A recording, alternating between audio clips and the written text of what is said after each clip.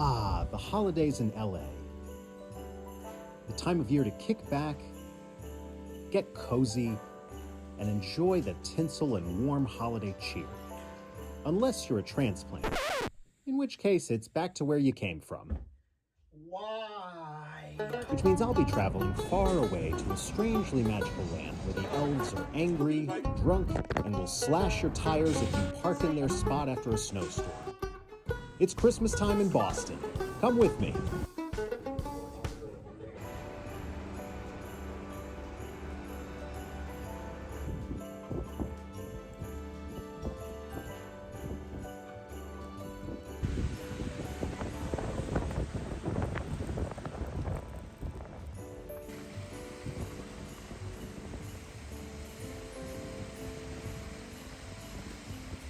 If you land at rush hour the Friday before Christmas during the first big snow of the year in a city that's already clogged with traffic, you're gonna have a bad time. After 2 hours in the cab to go less than 10 miles, I needed a big glass of wine and a good bowl of pasta.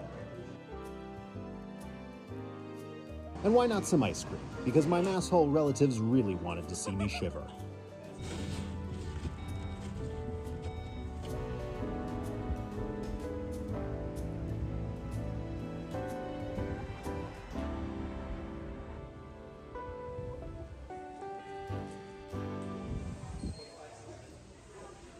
The first day of every trip back home always starts the same way, with a trip to a local suburban bakery, Iggy's.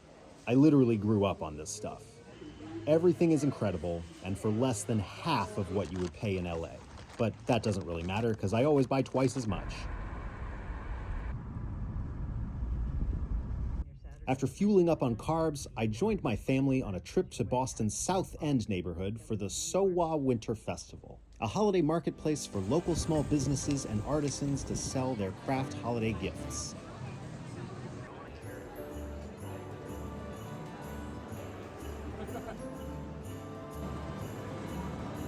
I caught up on some Christmas shopping and sampled another delicacy popular in Boston, the empanada. These were really good. My compliments to the chef.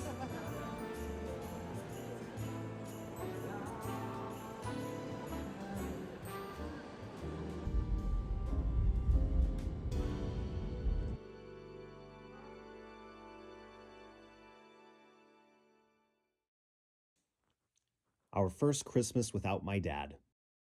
I'm supposed to go see his gravestone for the first time, but I've been putting it off. As the years go on, as I've mourned family and friends from here no longer with us, it's become harder to be here without getting lost in the sadness and anger.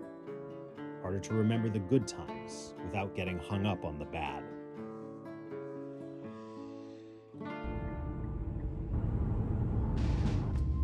I had to get out of that room, so I headed south to Foxborough, the home of the New England Patriots and one of my best friends.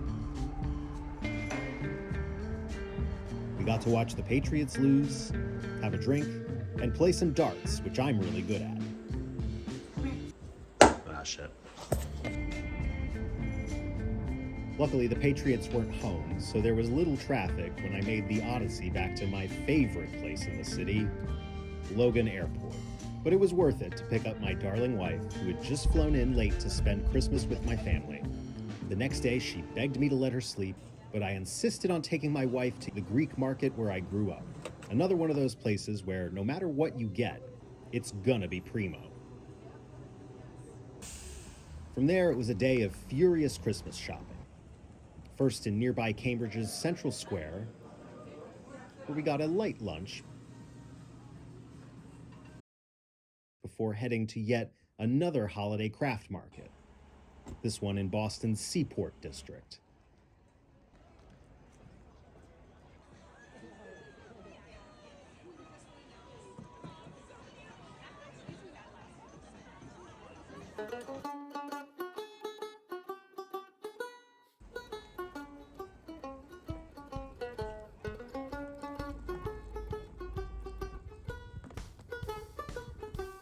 because we still hadn't finished shopping, on the way home, we stopped at Cambridge's famous Harvard Square.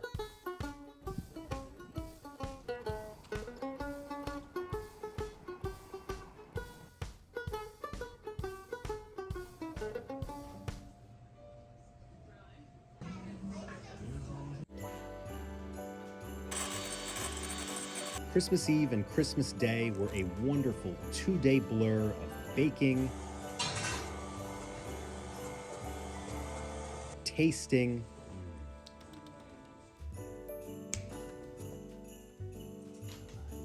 gift wrapping,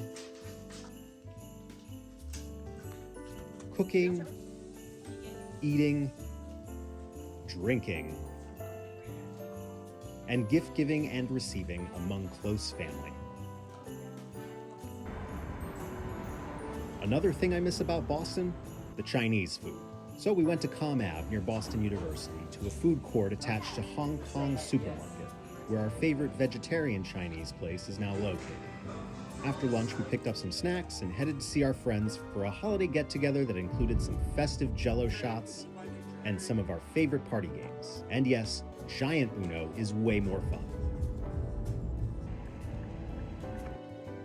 After a long night out, we began the next day on a trip to East Boston to see a good friend from college and his wife.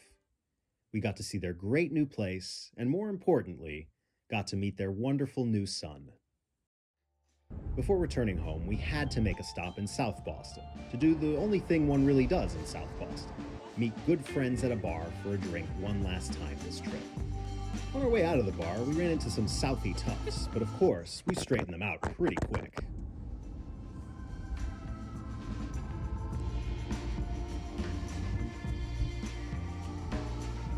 Our last day in town. Time to finally do what I came here to do. Go to the bakery and buy as much bread as I can possibly mule back in my luggage.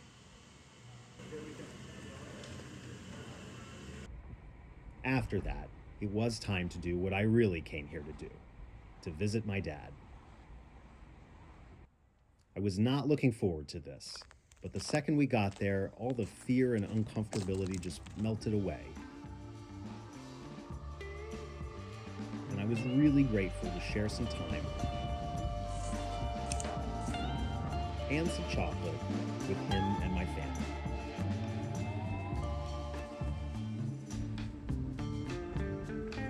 I thought this would be the end of the story, but then my wife and I returned to LA. As we watched the wildfires take everything from thousands of families, I realized that home for everyone is not just a safe space. It is where your past triumphs and tragedies are forever enshrined. We are so fortunate not only to still have our home, but so fortunate to still have that connection to the place where I grew up. Because even though people, places, and things we grew up with are not permanent, nothing can take away our joy, our pain, and the proof to ourselves that we have lived, overcome, and can continue to keep going. And if you're going to bed tonight in your home, in the physical embodiment of those things, you can count yourself extremely fortunate. I know I do.